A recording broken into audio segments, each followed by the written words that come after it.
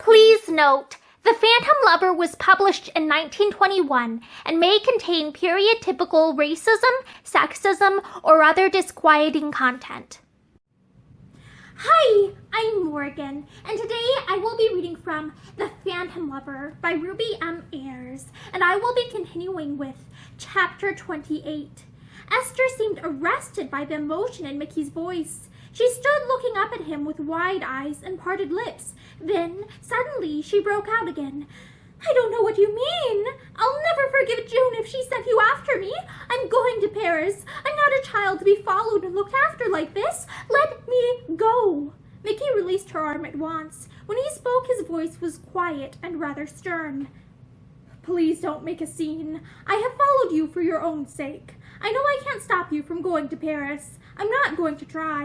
All I do ask is that you will let me speak to you. If what I have to say is useless, I give you my word of honor that I will leave you here and let you go on to Paris alone." She looked at him with stormy eyes. "I don't believe it. It isn't the first time you've lied to me." She broke off breathlessly. Mickey turned pale, but he answered evenly enough.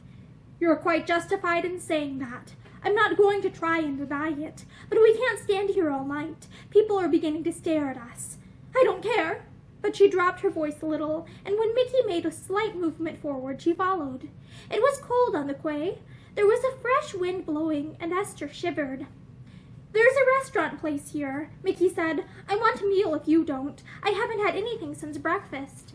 He found a table and ordered a meal, but he knew he should not be able to eat a thing. I don't want anything to eat," Esther said. She sat sideways in her chair, away from the table. There was a pitiable look of strain in her face. She still gripped her suitcase tightly. When Mickey asked her to be allowed to put it down for her, she turned on him almost fiercely. "Leave me alone! Oh, leave me alone!" The French guardian eyed them both interestedly.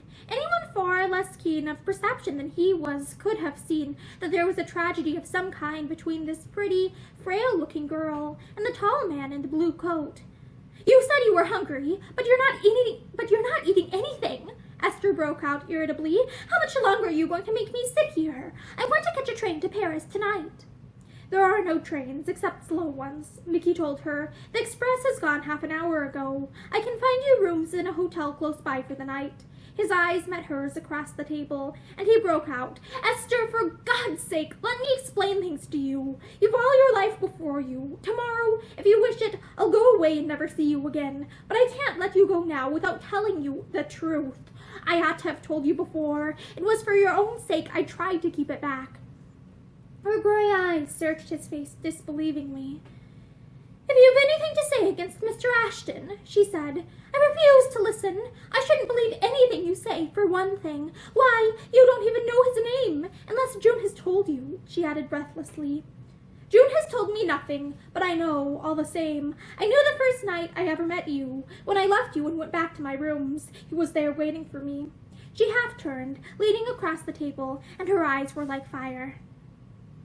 "He was there? Who was there?" she asked shrilly. "Ashton, Raymond Ashton," Mickey answered. There was a tragic silence. Then Esther rose to her feet. She stood looking dazedly round her in a helpless sort of way. Mickey called for the bill. Without waiting for his change, he followed Esther out into the darkness. She offered no resistance when he drew her hand through his arm. He did not know what on earth to do with her. If he took her to an hotel, it would mean leaving her, and she would probably go away in the night. They went back to the station, and Mickey found a waiting room with a roaring fire. He dragged one of the uncomfortable wooden benches close to it and made Esther sit down. He closed the door and came back to her. There was so much he wanted to say, and for the life of him he did not know how to begin. She sat there so silently. She seemed to have forgotten his presence altogether. Mickey looked at her, and suddenly he broke out. "Esther, speak to me. Say something, for heaven's sake." She moved in a curiously heavy sort of way, as if it were an effort. She raised her eyes to his agitated face. "This morning? Was it only this morning? It seems so long ago." She stopped for a moment, then went on again slowly. "When we were at that inn in the village, those men with the car, I heard them talking. She stopped again. "Yes?" said Mickey. She frowned, as if his monosyllable had interrupted her train of thought. She went on presently. "They were talking about Paris and Raymond," and now she raised her eyes. "If you say that it was true, what I heard them say, I will kill you," she said with sudden passion. "It's a lie, just a lie to hurt me more than I've been hurt already." She stopped, panting. "It's a lie! Say it's a lie!" She drove the words at him. Mickey sat down beside her. "If they said that Ashton had been married in Paris to Mrs. Clare, it was the truth," he said. He marveled at the steadiness of his voice. He felt sick with shame at the part he was having to play. He went on incoherently. "I knew it before you ever went to Enmore. It was in the London papers. I was afraid you would see it. I persuaded June to get you down into the country. I suppose I was a fool. I ought to have known it was only putting things off." He looked at her and quickly away again. "Forget him, Esther, for God's sake. He never cared for you. He isn't worth a thought." She rose to her feet, pushing the hair back from her face as if she were distraught. "How dare you say such things to me?" she said in an odd, choked voice. You always hated him, you and June. Do you think I'm going to believe you? Do you think I could believe you for a moment when I have his letters, when he has shown me in so many ways how he cares? I don't care what you say. I don't care if the whole world were to tell me it was true. I'll never believe it till he tells me himself." Her breath came gaspingly. She looked at Mickey's white face with passionate hatred in her eyes. "How do I know it isn't all a made-up story?" she asked him hoarsely. She hardly knew what she was saying. She leaned her arms on the mantel-shelf and hid her face in them. Mickey let her alone. He got up and began pacing up and down the room. He deserved everything she had said. It was all his fault that she had got this to bear. With the best intentions in the world, he had proved himself a blundering fool. Esther raised her head. She had not shed a tear, but her face was white and desolate. She walked past him to the door. "I'm going on to Paris tonight," she said. "Nothing you can say will stop me. Nothing." "Very well, then I will come with you." She did not answer. She fumbled helplessly with the door handle. Mickey came forward to open it for her, and their hands touched. A little flame of red rushed to his face. He put his shoulders to the door. "You can't go like this," he said, stammering. "How can I let you go like this? Whatever I've done, I haven't deserved that you should think as badly of me as you do. It was because I cared for you so much. I tried to save you pain. Perhaps it isn't any excuse, but it's the truth. I'd give my very soul if I could undo what's gone, if I could save you from this." She was not looking at him, but the cold contempt in her face stung him. "You may despise me," he broke out again jaggedly, "but it's the truth I've told you. Ashton never cared for you that night at my rooms." He stopped. He did not want to tell her, but somehow there was a compelling force within him that drove the words to his lips. He told me he'd had to break with you, that he was going away from London because of you. He said he must marry a woman with money. It's the truth if I never speak again. He never cared for you, Esther. He was never fit to kiss the ground you walk on. He wanted to be rid of you. Mickey stopped. Esther had given a little strangled cry, half sob, half moan, like some animal in mortal pain. For the moment she saw the world red. Hardly knowing what she did, she lifted her hand and struck Mickey across his white face. "Oh, you liar! You liar!" she said. The words were a hoarse whisper. Her voice was almost gone. She fell away from him, shaking in every limb. She dropped into a chair, hiding her face. Mickey stood like a man turned to stone. She had not hurt him physically, though there was a red flush where she had struck him, but he felt as if the blow had fallen on his aching heart and his love for her. It seemed a long time before either of them moved or spoke. Then Esther dragged herself to her feet. "Please let me pass," she said in a whisper, and Mickey stood aside without a word. He followed her out and inquired for a train. There was a slow one at 10:50, they told him. He put Esther into a carriage and got a rug for her and a cushion. He knew she had had nothing to eat, and he ordered a basket to be made up at the refreshment room. When he came back, she was sitting in a corner with her eyes closed. She had taken off her hat, and her golden hair was tumbled about her face. She took no notice when he put the rug over her. She did not even open her eyes when the train started. sat down in the opposite corner. He felt more tired than he had ever done in all his life, and yet he knew that he could not sleep. His brain seemed as if it would never rest again. He sat with face averted from the girl in the corner. Looking out into the darkness. It seemed strange to realize that he had made this same journey dozens of times before. He felt that it was all strange and distasteful to him. The chattering voices of the French porters and the whistle of the engine sounded new and quaint, as if he had never heard them before. It seemed an eternity before the train started slowly away. He leaned back and closed his eyes. His head was splitting, and he was cold and hungry. He must have dozed for a few minutes, for he was roused by a little choking sound of sobbing. He opened his eyes. He was awake at once. He looked across at Esther. She was lying huddled up, with her face turned against the dirty cushions of the carriage, sobbing her heart out. Mickey looked at her in miserable indecision. Then he got up impulsively and sat down opposite to where Esther was huddled. He stretched out his hand and took hers. "Don't cry. Don't! I can't bear it," he said hoarsely.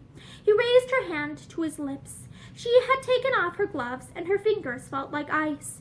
He chafed them gently between his own. She still wore the cheap little ring which Ashton had given her months ago. She let her hand lie passively in his. Perhaps she was too miserable to remember that it was Mickey, and only realized that there was something kind and comforting in his touch. Presently her sobs quieted. She wiped the tears from her face and brushed back her disordered hair. Mickey got up and took down the supper basket he had managed to get at the station. There was a small thermos of hot coffee. He poured some out and made her drink it. If he had expected her to refuse, he was agreeably disappointed. She obeyed apathetically. She even ate some sandwiches. Mickey was ravenous himself, but he would not touch a thing till she had finished. "You'll be much more comfortable if you put your feet up on the seat and try to sleep," he said presently. "You can have my coat as well as the rug. Your hands are like ice." He took off his coat as he spoke and laid it over her.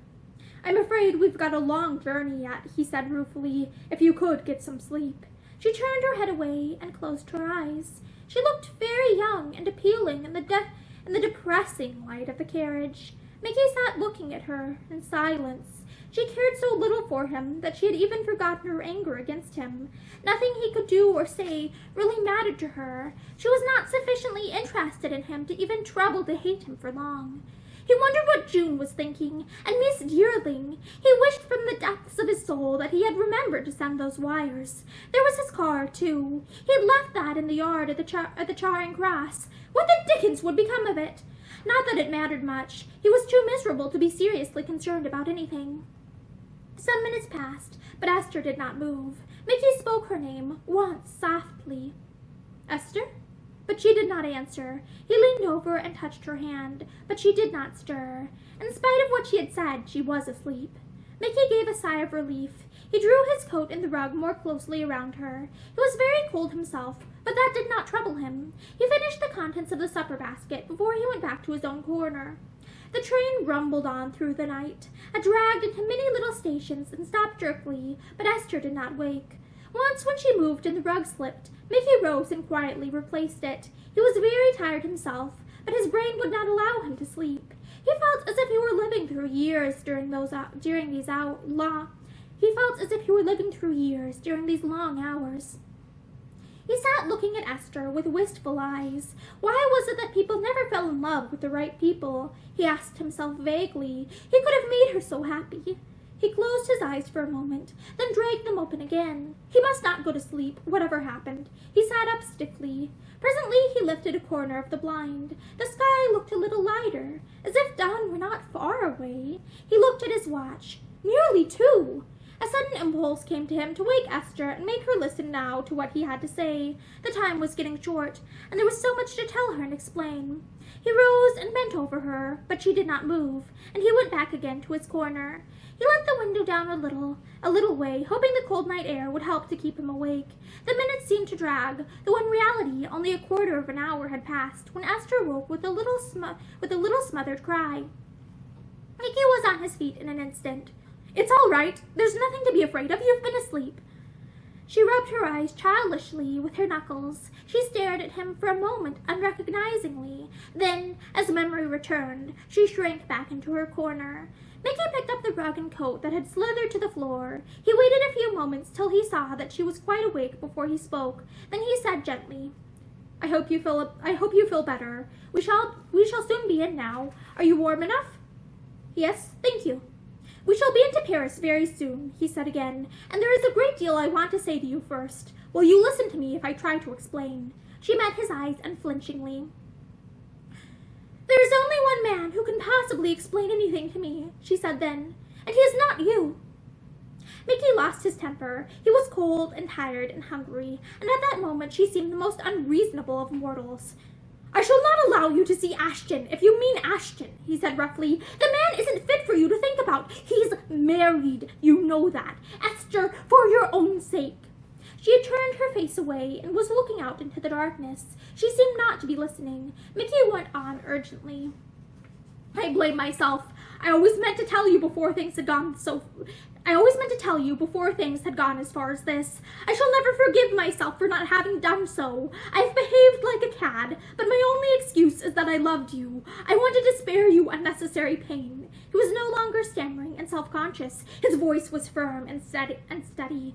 I suppose I was a fool to imagine that I could ever make you care for me. I suppose it was conceit that led me to think I could ever cut out this phantom love of yours. He laughed mirthlessly. Esther, let me take you back home. It's no use seeing Ashton. It only means humiliation and pain for you. Her lips moved, but no words came. Let me take you home to June, he went on. She will tell you that what I say is only the truth. She knows him. She spoke then. She always hated him. It isn't likely she would wish me to marry him. She bit her lip. Oh, it's no use saying any more. She broke out wildly after a moment. I'm going to see him. I can't bear it if I don't see him. Just once. I've got to hear the truth. I've told you the truth, he repeated doggedly. It's no interest to me to try and prevent you from seeing him. I know I've done for whatever chance I had with you. Oh, for heaven's sake, believe that it's only for your sake I want to take you back. She shook her head. In her heart, she found it impossible to believe him. She thought of the letters she had received from Raymond, the money, the presents. Why, even this coat she wore had come from him. She felt that she could laugh at this man opposite to her. A little smile curved her lips, a contemptuous smile, it seemed to Mickey. For the first time, the injustice of it all seemed to strike him. For him who had done his best, she had nothing but dislike and contempt. But for the man who had left her with a brutal letter of farewell, who had thrown her over because she had no money, she had endless faith and trust and love. He broke out in his agitation.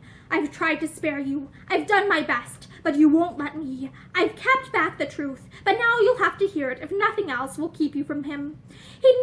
He's never given you a thought since he left London. He imagines that you've forgotten him. It was he you saw at the Comedy Theatre that night when June and I were with you. He didn't even trouble to let you know that he was in London. That's how he cares for you. This man you refused to believe one word against. His eyes flamed as they met hers. She was staring at him now. Her face was white and incredulous. If you think I'm going to believe that, she began again in a high, unnatural voice. She stopped. She seemed to realize all at once that he was speaking the truth. She leaned towards him. Her breath came in broken gasps. Those letters, she said shrilly. Whose letters? They were from him. Weren't they from him? She asked hoarsely. No, said Mickey doggedly. Better to hurt her now, he told himself, than to let her go on to worse pain and humiliation. There was a tragic silence. Then she asked again in a whisper, Then who? Who wrote them? A wave of crimson flooded Mickey's white face. He dropped his head in his hands as if he could not bear to meet her eyes. I did, he said brokenly. And that is the end of chapter 28 of The Phantom Lover by Ruby M. Ayres. I hope that you join me for the next chapter to, see how this cliffhanger turns out. Have a great day.